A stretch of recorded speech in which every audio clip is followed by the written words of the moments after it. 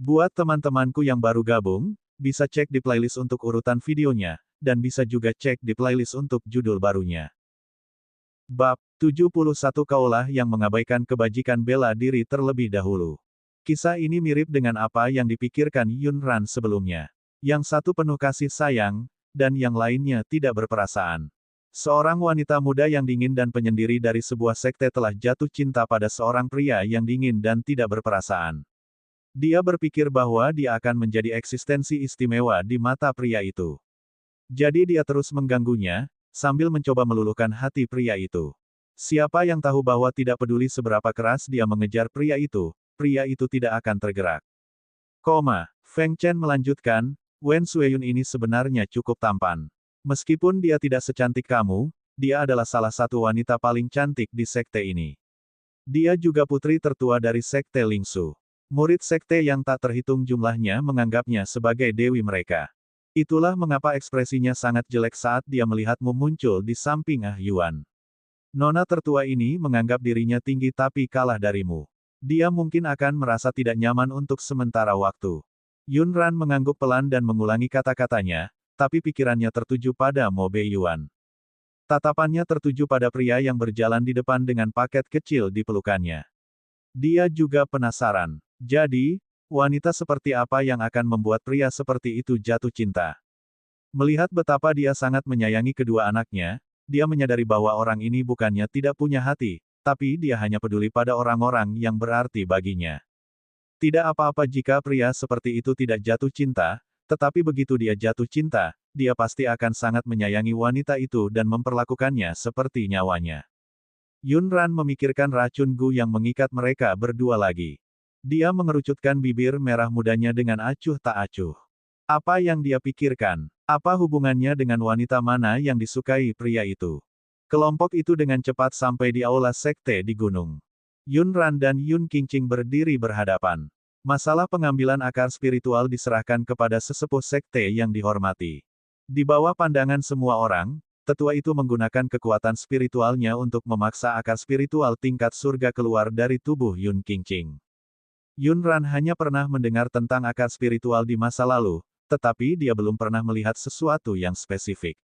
Pada saat itulah dia melihatnya dalam bentuk bola putih kecil yang melayang di udara. Tatapan semua orang berkumpul dan menatap ke akar spiritual tingkat surga. Mereka menebak siapa yang akan diakui oleh akar spiritual tingkat surga sebagai tuannya. Telapak tangan Yun Qingqing berkeringat saat dia bergumam di dalam hatinya bahwa dia adalah penguasa akar spiritual tingkat surga. Akar spiritual tingkat surga tidak mungkin dimiliki oleh orang bodoh itu, Yun Ran. Namun, kabut putih yang melayang di antara mereka berdua sebenarnya melayang ke arah Yun Ran. Yun Qingqing panik. Dia tidak mengikuti aturan yang ditetapkan sebelumnya dan langsung berlari menuju akar spiritual. Akar spiritual tingkat surga adalah milikku. Kalian bersekongkol dengan Yun Ran. Kalian semua ingin merebut akar spiritual tingkat surga saya.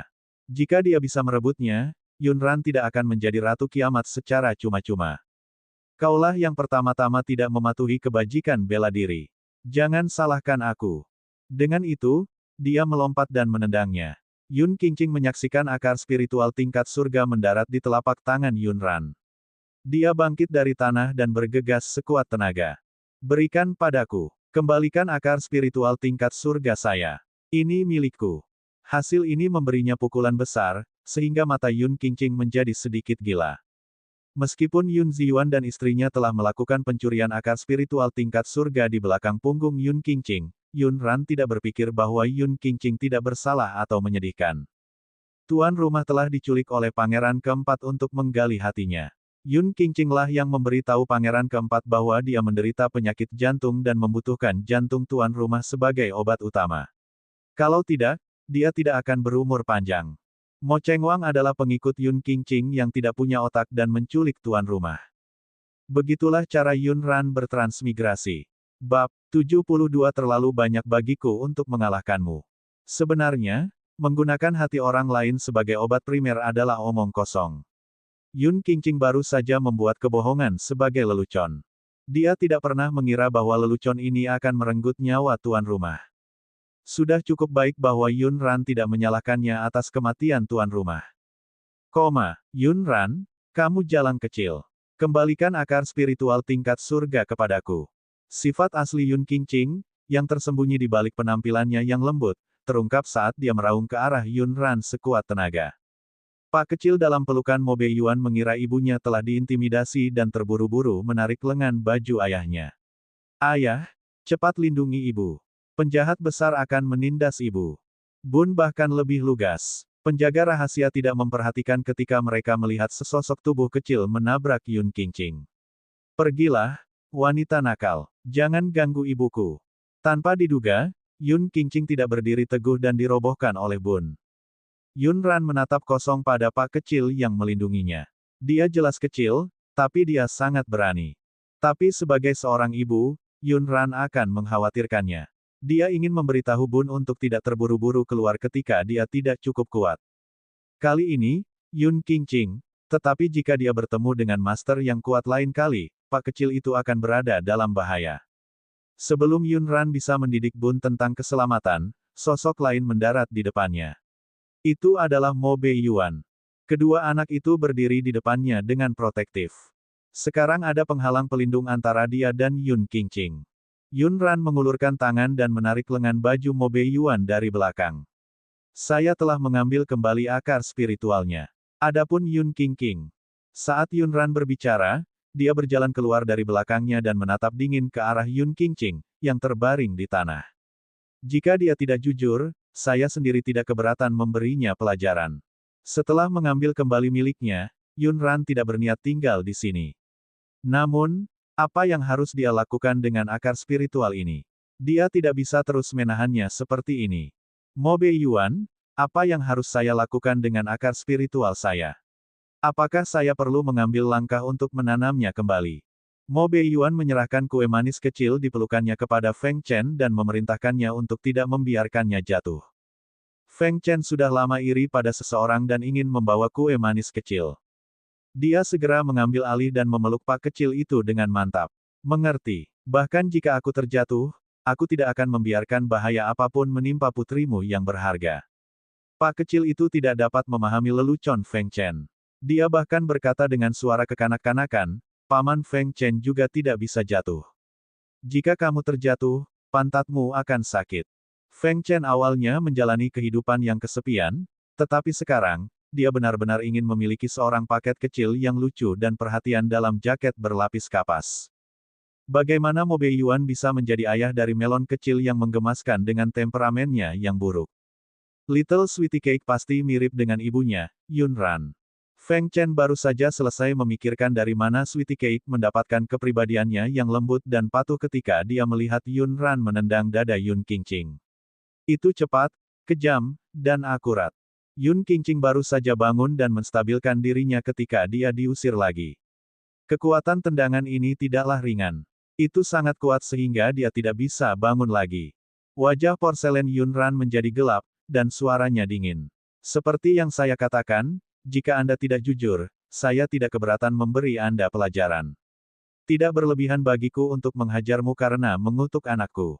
Feng Chen juga tercengang. Sepertinya dia telah melakukan kesalahan. Kepribadian Little Sweetie Cake tidak seperti Yun Ran. Bab 73. Bukankah ini pembunuhan?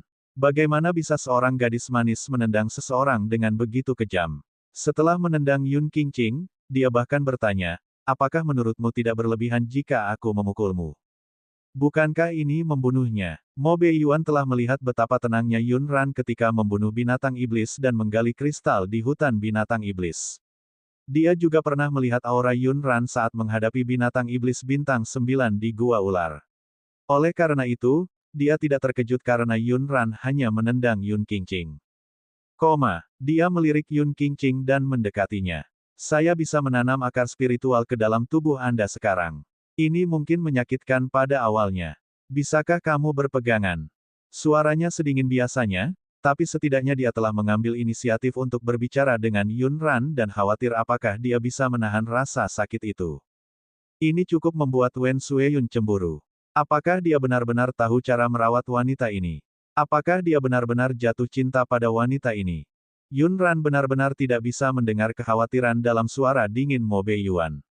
Dia menganggapnya sebagai pertanyaan rutin sebelum dia menyerang dan mengangguk. Ya, aku bisa bertahan. Dia bukan orang yang peka. Saat kiamat, dia mendapat luka kecil setiap 3 hari dan luka besar setiap 5 hari. Dia sudah terbiasa dengan rasa sakit. Ayo mulai. Yunran sedikit mengangkat telapak tangannya dan meraihnya, matanya dipenuhi rasa percaya. Mo Beiyuan membalas tatapannya dan mengangkat lengannya untuk melepaskan kekuatan spiritualnya. Dia membungkus akar spiritual di telapak tangan Yunran dengan kekuatan spiritual dan meletakkan telapak tangannya di punggungnya. Kemudian, dia menggunakan kekuatan spiritualnya dan menyuntikkan akar spiritual dan kekuatan spiritualnya ke punggung Yunran. Seluruh tubuh Yunran bergetar. Perasaan ini sangat aneh. Itu bukan rasa sakit, tetapi seolah-olah ada kekuatan eksternal yang terus-menerus menyerang tubuhnya. Itu bertentangan dengan garis keturunannya. Perasaan ini sangat familiar. Itu seperti bagaimana kekuatan supernya akan kehilangan kendali dan mengamuk di setiap inci pembuluh darahnya setiap kali dia meningkatkan kekuatan supernya di kiamat. Yunran merasa yang menyulitkannya bukanlah rasa sakit, melainkan panas. Tubuhnya hampir terbakar. Seolah-olah organ dalamnya terbakar dan darah di setiap pembuluh darah mendidih. Mo Beiyuan, aku tidak nyaman karena panas. Toleransi Yunran sangat kuat, dan dia tidak bisa menerimanya. Suaranya melembut, dan matanya yang berair tertutup kabut-kabur. Yunran jelas hanya ingin mengungkapkan bahwa tubuhnya tidak nyaman dan panas, tetapi ketika dia mengatakannya, kedengarannya berbeda. Seolah-olah dia dengan genit meminta pria di depannya untuk membawanya. Mo Beiyuan tahu bahwa mereka berdua tidak boleh terlalu dekat, jadi dia sengaja menjaga jarak di antara mereka. Tak disangka, saat wanita ini membuka bibir merah jambunya dan memanggil namanya dengan lembut, penampilannya yang mengharukan tetap mempengaruhi dirinya. Panas. Ya, panas sekali. Ini tak tertahankan. Seolah-olah ada api yang berkobar di dalam diriku. Yunran ingat ketika dia datang, dia melewati sungai. Dia perlu menenangkan diri sekarang. Oleh karena itu, dia keluar dari aula. Mata Mo Beiyuan menjadi gelap saat dia mengejarnya. Akar spiritual di tubuhnya masih belum stabil. Siapa yang tahu kalau sesuatu akan terjadi? Kehidupan mereka terhubung. Jika sesuatu terjadi padanya, dia tidak akan selamat. Langkah Yunran bergoyang sepanjang jalan. Dia akhirnya menemukan sungai itu dan melompat ke dalamnya tanpa mengucapkan sepatah kata pun. Mo Beiyuan mengikutinya dan mengerti mengapa dia terburu-buru untuk keluar. Novel ringan. Baca light novel bahasa Indonesia. Istri Ghost King yang lancang dan cantik chapter 74 bahasa Indonesia. By Nita tanggal 26 Maret tahun 2024 Lea VA komen. Previous. Semua chapter. Next. A+ Alight Mode, of perbaikan kata. 74 Jangan terlalu banyak berpikir. Ibu sedang mandi. Sweetie Cake juga perlu mandi. Feng Chen mengikutinya dengan paket kecil di pelukannya. Ketika pak kecil itu melihat Yunran berendam di sungai, dia mengira dia sedang mandi, jadi dia mengepakkan tangan kecilnya untuk memaksa mandi juga.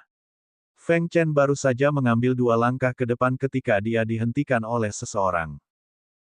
Air itu terlalu dingin untuk mencuci Sweetie Cake. Tunggu di mana kamu bersamanya. Awalnya, Feng Chen tidak terlalu memikirkannya dan menunggu di tempat. Namun, setelah seseorang meminta semua penjaga rahasia untuk berbalik dan membersihkan semua orang yang tidak ada hubungannya dengan sungai, dia tiba-tiba menyadari sesuatu. Mo Beiyuan, tidak mengizinkannya membawa kue manis ke sungai bukan karena airnya dingin, tapi karena dia takut orang seperti dia akan pergi ke sana dan melihat Yunran di dalam air. Ini mungkin sifat posesif seorang pria. Yunran berendam di aliran musim gugur yang dingin dan menusuk tulang sebelum panas yang tak tertahankan di tubuhnya sedikit mereda. Setelah pakaiannya direndam dalam air, pakaian itu menempel di tubuhnya, menggambarkan sosok indahnya. Rambut hitamnya yang seperti sutra juga basah dan dingin di pipi dan leher merah mudanya. Mo Beiyuan berdiri di tepi sungai, matanya yang gelap dan dalam menatap wanita di dalam air. Dia mengerutkan kening sambil menunjukkan sedikit kemarahan. Bagaimana wanita ini tumbuh dewasa? Apakah dia tidak dijaga sama sekali? Dia bahkan tidak melihat situasi di sini sebelum melompat ke dalam air. Apa dia tidak tahu ada berapa pasang mata yang mengikutinya? Jika tersiar kabar, reputasinya akan hancur. Yunran tidak tahu bahwa ada seseorang yang mengkhawatirkannya. Lagi pula, Dalam lingkungan seperti kiamat, tidak ada seorang pun yang bisa hidup dengan indah. Yunran sedikit mengangkat matanya yang berair dan menatap tatapan Mo Beiyuan. Tatapan mereka saling terkait. Yunran berkedip padanya, dan tetesan air di bulu matanya bergetar. Wajah kecilnya tampak lebih halus, murni, dan genit. Baru saat itulah Mo Beiyuan menyadari sudah berapa lama dia menatap wanita ini. Dia berkata dengan kaku, "Saya bukan orang yang bejat. Saya khawatir akar spiritual dalam tubuh Anda tidak stabil dan Anda akan tenggelam di sini. Jangan terlalu banyak berpikir." Yunran terdiam. Siapa yang terlalu banyak berpikir? Kapan dia mengatakan bahwa dia bejat? Apakah ada orang bejat yang akan menyuruh seseorang tersesat saat menghadapi pengakuan Dewi nomor 1? Yunran tidak berbicara. Bibirnya yang sedikit mengerucut membentuk lengkungan yang anggun. Pria ini memberinya rasa aman yang belum pernah dia rasakan sebelumnya. Terlepas dari apakah pria di depannya mengkhawatirkannya karena racun Gu, dia merasa cukup hangat. Di pantai, ekspresi Mo Beiyuan tiba-tiba berubah. Di bawah sinar matahari musim gugur, mata berbeda pria itu tampak gelap, tak terduga, aneh, dan tidak bisa dibedakan. Dia seperti binatang buas yang siap menyerang, memancarkan pesan berbahaya. Pupil Yunran sedikit bergetar seolah dia merasakan bahaya pada saat yang bersamaan. Dia berbalik tiba-tiba. Di sungai, sepertinya ada bayangan hitam besar yang berenang ke arahnya. Apa itu tadi? Naluri Yunran adalah ada bahaya. Dia berbalik dan mendayung menuju pantai. Tanpa diduga, makhluk hantu di belakangnya juga mengejarnya, menyebabkan air di sekitar Yunran berfluktuasi dengan hebat. Pria di pantai telah menghunus pedangnya. Dengan ketukan jari kakinya, dia melompat ke dalam air. Dia meraih lengan Yunran dengan satu tangan dan memegang pedang dengan tangan lainnya. Sebenarnya ada sedikit rasa panik di wajahnya. Mo Beiyuan, apa itu? Yunran menabrak dadanya. Dia tidak punya waktu untuk memikirkan betapa intim dan berbahayanya posisi mereka saat itu. Dia hanya mengangkat wajahnya untuk bertanya padanya, apa itu? Bab 75 Saya mengambil uang. Lengan panjang Mo Beiyuan melingkari pinggang ramping dan lembutnya dan menariknya ke dalam pelukannya. Pada saat itu, jantungnya hampir lupa bagaimana cara berdetak. Itu adalah ular kelabang hitam. Sejak dia pergi ke hutan binatang iblis terakhir kali, Yunran telah menemukan beberapa buku untuk melengkapi informasi tentang binatang iblis di benua ini. Ular kelabang hitam, juga dikenal sebagai ular berkaki seribu hitam, adalah binatang iblis bintang 6. Ia hidup di darat dan air, dan sisik hitam di tubuhnya lebih keras daripada besi. Yunran merasa benda ini mungkin kelabang yang bermutasi. Dia telah melihatnya berkali-kali dalam kiamat dan telah membunuh banyak orang. Oleh karena itu, mengapa tidak mengambil kristal binatang iblis bintang 6 di depannya? Mo Beiyuan menundukkan kepalanya sedikit dan bertemu dengan senyuman Yunran yang lebih lembut dari bunga yang lembut.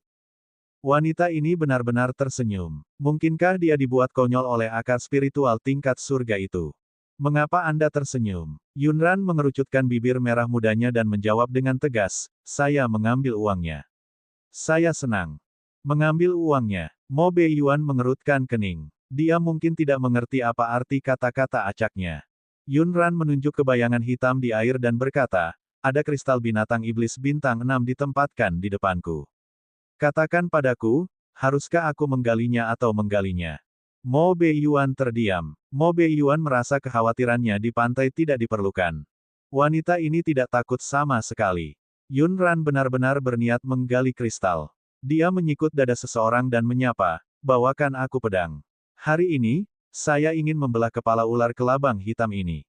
Karena mereka telah bergerak bersama sepanjang perjalanan, Yunran hanya meletakkan pedangnya di cincin penyimpanan Mo Beiyuan. Dia memintanya untuk menyimpannya untuknya untuk saat ini. Jika dia menemui bahaya di jalan dan perlu menggunakan pedang, dia akan memintanya. Itu jauh lebih nyaman daripada membawa pedang di punggungnya. Mo Beiyuan belum pernah melihat wanita yang begitu suka membelah binatang iblis. Akar spiritual di tubuhmu masih belum stabil. Jangan melakukan sesuatu yang gegabah. Itu hanyalah binatang iblis bintang 6. Apakah wanita ini mengira pria dewasa seperti dia tidak ada? Saat mereka berbicara, keduanya sangat dekat, begitu dekat sehingga Yunran dapat dengan jelas merasakan kehangatan yang datang dari tubuhnya dan aura uniknya. Bibir merah mudanya terkatup rapat, namun dia tetap tidak bisa menahan naluri tubuhnya. Dia mendengus pelan. Dia segera berpikir, Mo Beiyuan, lebih baik kita menjauh satu sama lain sekarang. Dia tidak tahu apakah dia bisa bertahan. Bagaimanapun, Yunran merasa ketenangan yang selama ini dia banggakan saat menghadapinya telah hilang. Tubuh Mo Beiyuan menegang, dan panca inderanya membesar. Dia menyadari bahwa tubuh halusnya ada di pelukannya, dan lengannya melingkari pinggangnya. Nafasnya dipenuhi dengan aroma manis dan menggoda. Namun, memikirkan berapa banyak pasang mata yang akan memandangnya ketika dia naik ke darat dalam keadaan basah kuyup seperti ini, lengannya tidak hanya tidak terlepas, tetapi lengannya malah melingkari dirinya lebih erat lagi. Jangan bergerak, ular kelabang hitam akan datang. Yunran terdiam. Kapan dia pindah? Yunran mengira kata-katanya agak tertutup, jadi dia tidak mengerti maksudnya. Oleh karena itu, dia menggigit bibirnya dan berkata dengan lembut, Mo Beiyuan, aku, tubuh dan kakiku lemah. Apakah kamu mengerti maksudku? Suara seseorang terdengar serak. Kakimu lemah. Aku akan membawamu. Dengan itu, lengan besi yang kuat itu menegang. Yunran tidak memperhatikan dan menabrak dadanya lagi. Bahkan bagian terlembut dari tubuhnya pun tidak bisa menghindari sentuhannya. Bab 76i. Bahkan di masa kiamat, Yunran belum pernah sedekat ini dengan pria manapun. Ditambah dengan racun Gu, dua gelombang merah tiba-tiba muncul di pipi Yunran. Kemerahan menyebar dari pipinya hingga sudut mata dan alisnya, dan matanya menggoda. Mo Beiyuan, Yunran ingin berteriak padanya agar melepaskannya. Tapi pria itu menundukkan kepalanya dan menyuruhnya diam.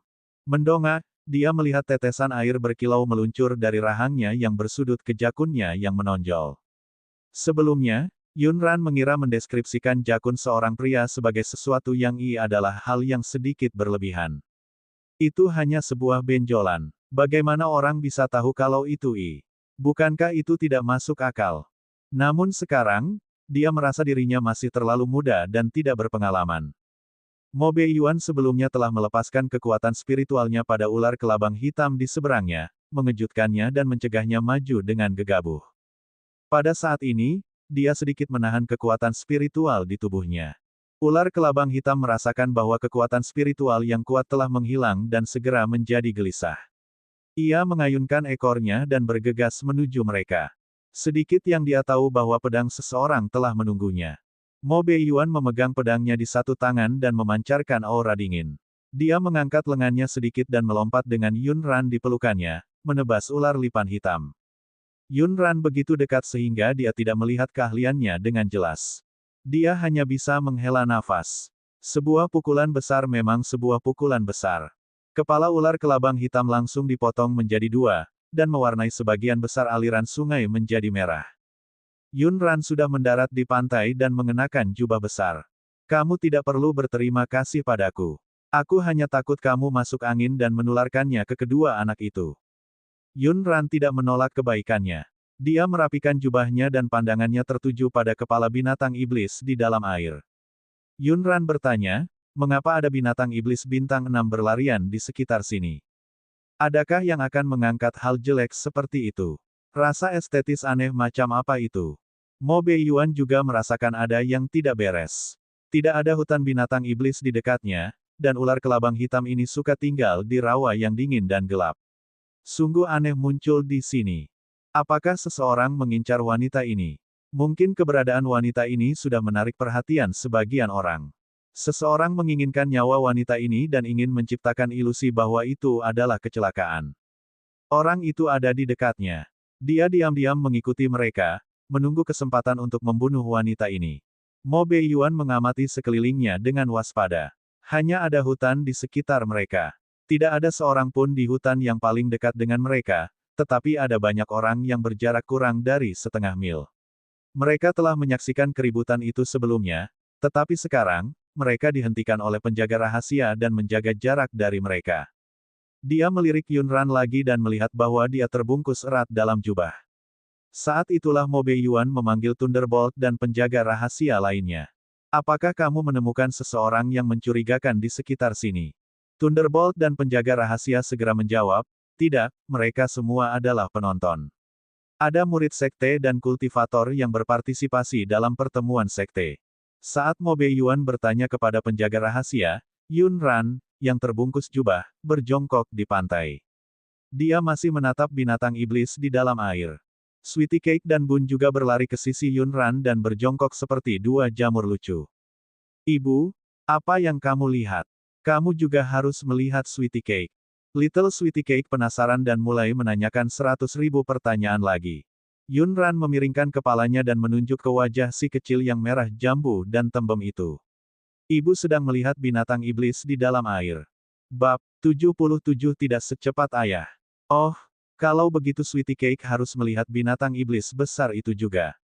Pada usia ini, si kecil suka mengikuti di belakang orang dewasa. Yun Ran tidak menganggap itu masalah dan membiarkannya berjongkok dan menonton. Feng Chen melihat kedua bagian bangkai binatang iblis darah dan tidak ingin melihat lagi. Tak disangka, Yun Ran dan kedua pak kecil itu asyik memandangi bangkai itu.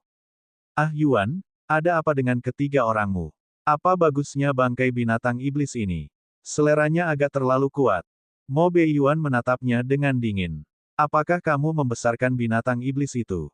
Feng Chen merasa jijik dan buru-buru melambaikan tangannya. Tentu saja tidak. Dengan identitas dan temperamenku, bagaimana aku bisa membesarkan binatang iblis seperti ular kelabang hitam?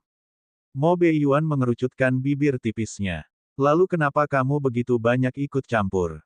Feng Chen awalnya mengira dia menanyakan pertanyaan serius, tetapi sekarang dia menyadari bahwa dia sedang mengejeknya. Mo Beiyuan menginstruksikan penjaga rahasia untuk memperhatikan orang-orang mencurigakan di sekitar mereka. Pasti ada yang sengaja mengendalikan ular kelabang hitam ini. Setelah memberikan instruksi, dia diam-diam berjalan di belakang Yun Ran dan kedua anaknya. Suara kekanak-kanakan Little Sweetie Cake terdengar. Ibu, kenapa cacing sebesar ini kakinya banyak sekali? Apakah ini berjalan cepat? Segera setelah itu, suara Bun terdengar. Tidak peduli seberapa cepat larinya, tidak secepat pedang ayah. Ayah yang tercepat. Little Sweetie Cake setuju dengan kata-kata kakaknya dan mengangguk. Itu benar, ayah adalah yang tercepat. Karena dia ayah Sweetie Cake, ayah adalah yang terbaik dalam membunuh serangga besar. Yun Ran sudah terbiasa dengan kedua anak yang membual tentang betapa kuatnya ayah mereka. Dia mengulangi setiap kata. Ya, sangat mengesankan. Hanya saja dia punya banyak musuh. Dia harus gelisah sepanjang hari di sisinya berusaha mencegah dirinya dari pembunuhan. Yun Ran sudah lama menatap ular kelabang hitam. Tentu saja, dia tidak bermaksud menghitung berapa banyak kaki yang dimilikinya. Mo Beiyuan, binatang ini telah dijinakkan. Yun Ran berdiri dan memberitahunya apa yang dia temukan. Mo Beiyuan sudah lama menebak penemuannya. Namun, bagaimana dia bisa tahu? Dia bahkan mengatakannya dengan penuh percaya diri. Alasan, penyebabnya ada bekas penjinakan di tubuhnya. Binatang buas dan binatang jinak menunjukkan metode serangan yang berbeda. Selain itu, makhluk ini seharusnya suka menjadi gelap dan mengintai di malam hari. Ia tidak akan mengambil inisiatif untuk menyerang orang. Seharusnya tidak muncul di sini di siang hari bolong.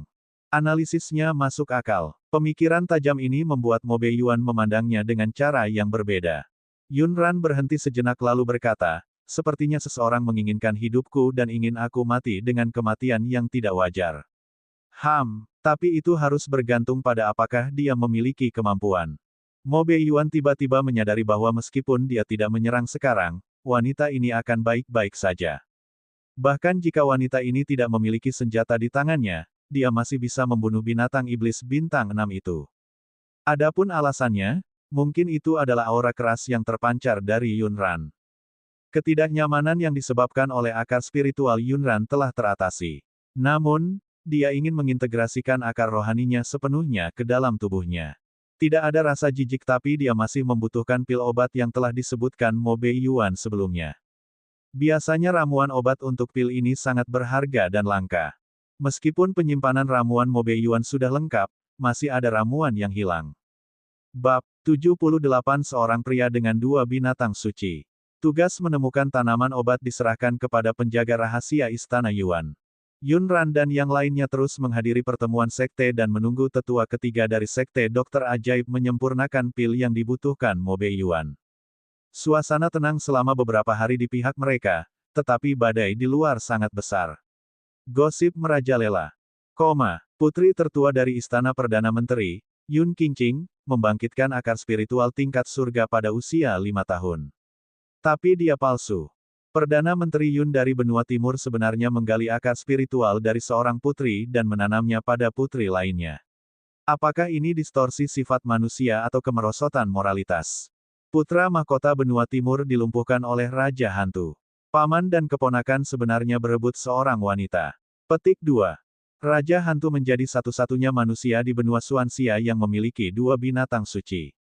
Apakah kamu mendengar tentang hubungan cinta-benci antara Peri Sue Yun dan Raja Hantu? Feng Chen telah mendengar gosip di luar dan bersikeras untuk membaginya dengan Yunran. Tidak dapat menghalangi antusiasmenya, Yunran membiarkannya mengomel di telinganya. Mari kita bicara tentang Yang Mulia dulu. Orang ini memohon pada tuanku untuk mendapatkan perawatan medis. Tuanku melihatnya dan coba tebak. Katanya tulangnya diremukkan oleh Ah Yuan. Dia bahkan tidak bisa menghubungkannya. Tangannya lumpuh. Tatapan Yunran tertuju pada wajah kecil Sweetie Cake. Bengkak akibat pukulan Mo Jinyu hampir hilang setelah salep dioleskan, namun dendam antara Yunran dan Mo Jinyu telah terbentuk. Dia tidak punya niat untuk membubarkannya. Feng Chen melanjutkan, saya tidak tahu bagaimana rumor ini menyebar, tetapi seseorang sebenarnya mengatakan bahwa Ah Yuan memukul Mo Jinyu karena kamu. Ia bahkan mengatakan bahwa paman dan keponakannya jatuh cinta pada seorang wanita di saat yang bersamaan. Ah Yuan dengan paksa menangkapmu dan memenjarakanmu di sisinya. Apa yang sedang terjadi? Yun Ran tersenyum. Kamu sudah bilang itu gosip. Tidak perlu menganggapnya serius. Ngomong-ngomong, saya mendengar bahwa setelah Yun Qingqing kehilangan akar spiritualnya, dia menjadi gila dan mencari akar spiritualnya kemana-mana. Saat Feng Chen berbicara, dia mengamati ekspresi wajah Yunran. Apakah kalian benar-benar saudara kembar dari ibu yang sama? Yunran juga ingin mengetahui pertanyaan yang dia ajukan sekarang karena dia juga curiga bahwa tuan rumah sama sekali bukan keturunan biologis keluarga Yun. Setelah memulihkan penampilannya dan melihat Yun Qingqing secara langsung, Yunran menyadari bahwa dia sama sekali tidak terlihat seperti siapapun di keluarga Yun.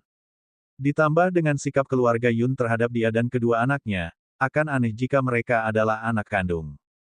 Yunran merasa bahwa dia bukan putri kandung keluarga Yun, tetapi latar belakang aslinya juga mungkin tidak sederhana. Selain mempelajari buku-buku yang berhubungan dengan binatang iblis, Yunran juga mempelajari beberapa buku lainnya. Misalnya, salah satu dari mereka menjelaskan pewarisan akar spiritual garis keturunan secara detail. Buku tersebut mengatakan bahwa ketika orang-orang dari 2 akar spiritual garis keturunan yang kuat digabungkan, ada kemungkinan besar bahwa keturunan mereka akan mewarisi akar spiritual garis keturunan yang kuat. Orang tua yang tidak memiliki akar spiritual biasanya tidak dapat melahirkan garis keturunan yang kuat. Ini seperti genetika dalam kiamat. Dengan kata lain, garis keturunan Little Sweetie Cake kemungkinan besar diwarisi dari dia dan Mo Beiyuan. Tidak ada keraguan tentang hal itu. Lalu dari siapakah Hosti mewarisi garis keturunan dari akar spiritual tingkat surga ini? Tingkat kultivasi Yun Ziyuan sepertinya tidak rendah, namun tingkat kultivasi Luo Dai sangat biasa. Sedangkan untuk anak-anak keluarga Yun, tidak perlu menyebut Yun Hai. Dia adalah anak boros yang hanya tahu cara makan, minum, dan bersenang-senang. Yun Qingqing telah merebut akar spiritualnya. Selama bertahun-tahun, dia mendapatkan reputasi sebagai gadis jenius di kota kekaisaran. Bab 79 Sedikit Bencana. Menurut kumpulan genetika garis keturunan akar spiritual di benua Swansea, orang tua tuan rumah mungkin tidak sederhana. Namun, jika itu masalahnya, mengapa tuan rumah ada di rumah Perdana Menteri sejak dia lahir? Mengapa keluarga Yun mengumumkan kepada publik bahwa dia dan Yun Qingqing adalah sepasang saudara kembar? Apakah karena identitas asli tuan rumah tidak dapat diungkapkan? Itu terjadi 20 tahun yang lalu, jadi pastinya tidak mudah untuk menyelidikinya. Yun Ran tidak punya waktu untuk menyelidikinya sekarang. Dia harus menunggu sampai masalah Little Sweetie Cake terselesaikan. Feng Chen sudah mulai menjawab pertanyaannya sendiri. Menurutku kalian berdua sama sekali tidak terlihat seperti saudara kembar. Kalian tidak mirip, dan kepribadian kalian sangat berbeda. Kamu mungkin dijemput dari luar. Mereka berdua sedang mengobrol dan tidak tahu tentang plot yang sedang terjadi di Istana Perdana Menteri jauh di kota Kekaisaran. Ketika keluarga Yun menerima surat tentang akar spiritual Yun Qingqing yang direnggut kembali oleh Yun Ran, mereka terkejut. Nyonya tua Yun hampir pingsan karena marah. Dia memegangi dadanya dan terengah-engah. Aku tahu kecil itu gelisah dan pembawa sial, tapi kamu bersikeras untuk menjaganya tetap hidup dan membesarkannya. Sekarang, dia telah digigit kembali. Kasihan cucu perempuan saya yang berharga, Qingqing, telah sangat menderita. Istri Perdana Menteri, Luo Dai, sudah kebingungan. Dia menatap Yun Ziyuan dan berkata dengan panik, Guru, apa yang harus kita lakukan sekarang? Berita telah menyebar keluar bahwa kami menggali akar spiritual kecil Yun Ran itu dan menanamnya di Qingqing. Mereka bahkan mengatakan bahwa kecil itu bukanlah putri kandung kita. Bagaimana jika seseorang benar-benar menyelidiki latar belakangnya dan mengetahui hal-hal itu, apa yang harus kita lakukan? Wajah Yun Ziyuan pucat pasi. Temperamennya yang biasanya anggun dan santai telah hilang, dan matanya bersinar dengan kilatan yang ganas. Menyelidiki. Segala sesuatu yang terjadi 20 tahun lalu ditangani dengan bersih. Siapa yang bisa mengetahuinya? Lagi pula, faksi itu sudah mati. Siapa yang akan menyelidikinya? Yun Ziyuan mencibir di dalam hatinya. Ia merasa wanita itu penakut dan takut akan masalah. Mereka tidak dapat mencapai sesuatu yang besar. Apakah istrinya perlu merasa takut hanya karena masalah sekecil itu? Luo Dai sedikit mengendalikan emosinya, tapi dia masih mengkhawatirkan putri kandungnya. Bagaimanapun, itu adalah daging yang terlepas dari tubuhnya setelah 10 bulan Kaan. Lalu bagaimana dengan Qingqing?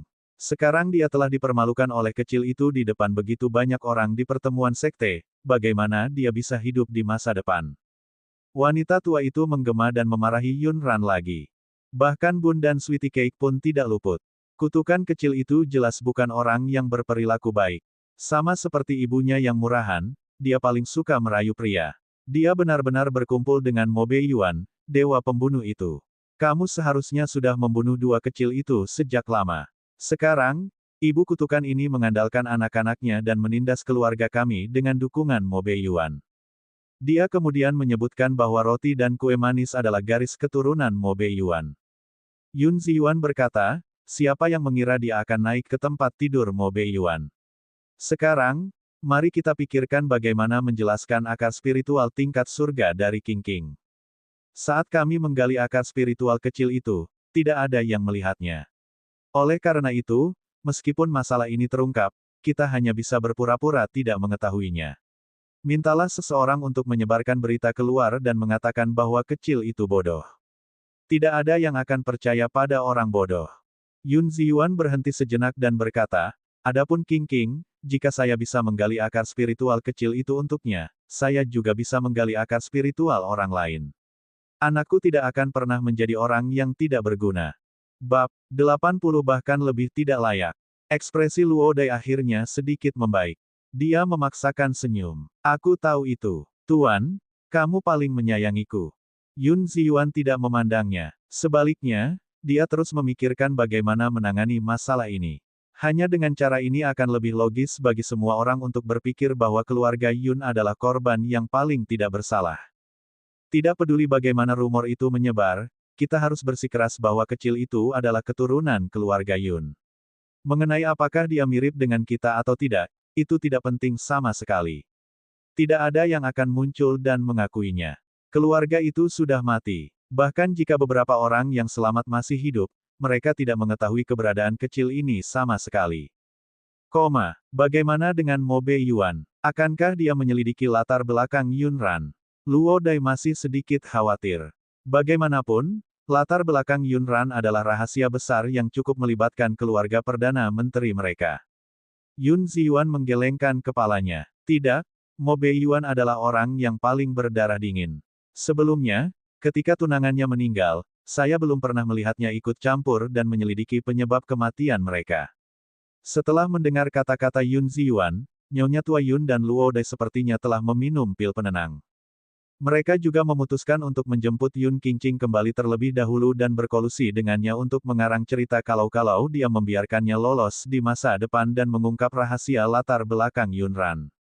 Pada pertemuan sekte, Kedua pak kecil itu bosan tinggal di halaman setiap hari. Melihat ini, Yun Ran memimpin kedua anak kecil itu ke tempat pemilihan pertemuan sekte untuk menyaksikan keributan tersebut. Yun Ran sudah terbiasa bebas. Meskipun dia telah mendapatkan kembali akar spiritualnya dan dapat mengembangkan kekuatan spiritualnya, dia tidak ingin bergabung dengan sekte manapun atau menjadi murid. Kedua anak itu memiliki temperamen anak-anak. Ketika mereka melihat ada banyak orang, mereka merasa bersemangat. Dalam pelukan ayahnya, Little Sweetie Cake menggelengkan kepala kecilnya dengan gembira. Dua kepang kecil di kepalanya bergoyang bersamanya. Dia sangat manis. Yun Ran sedang memegang tangan Bun. Keluarga beranggotakan 4 orang menjadi fokus perhatian semua orang. Itu adalah Raja Hantu. Kenapa dia ada di sini? Wanita di sampingnya adalah nona kedua dari keluarga Yun yang bodoh, Yun Ran. Dia baru saja menemukan akar spiritual tingkat surga. Mungkinkah dia ingin berpartisipasi dalam pertemuan sekte? Apakah akar spiritual tingkat surga sekuat itu? Jika saya bisa langsung menjadi ahli kultivasi dengannya, saya juga menginginkannya. Omong kosong. Tidak semua orang dapat memiliki akar spiritual setingkat surga. Nona kedua dari keluarga Yun ini jelas tidak sederhana. Kalau tidak, bagaimana dia bisa membuat Raja Yuan jatuh cinta padanya? Anda harus tahu bahwa peri dari Sekte Lingsu mengejar Raja Yuan untuk mengakui perasaannya. Raja Yuan bahkan tidak melihatnya. Dimanapun ada seseorang, di situ ada gosip. Semua orang melihat dua karakter utama, Mo Beiyuan dan Yun Ran, dan gosip tentang mereka mulai dibicarakan lagi. Mereka tidak menyadari bahwa Wen Sueyun yang mereka bicarakan tidak jauh dan telah mendengar semua percakapan mereka. Dia mengepalkan sutra putih di lengan bajunya dengan marah dan menatap Yun Ran dan keluarganya yang beranggotakan 4 orang. Dia menggigit bibirnya. Beraninya orang-orang ini membandingkan wanita itu dengannya. Selain wajahnya yang licik dan caranya merayu pria, bagaimana wanita itu bisa dibandingkan dengannya? Dia adalah putri tertua dari sekte nomor 1, Sekte Lingsu. Dia memiliki status yang mulia dan budidaya serta bakat yang sangat tinggi. Siapa wanita itu? Dia adalah putri kedua dari kediaman Perdana Menteri Benua Timur yang tidak disukai. Dia tidak layak dibandingkan dengannya. Oh, dia hampir lupa. Dia baru saja mengirim seseorang untuk menyelidiki identitas wanita itu. Wanita ini bukan lagi putri kedua dari Istana Perdana Menteri. Dikatakan bahwa dia telah memutuskan hubungan dengan Istana Perdana Menteri. Kalau begitu, dia bahkan kurang berharga.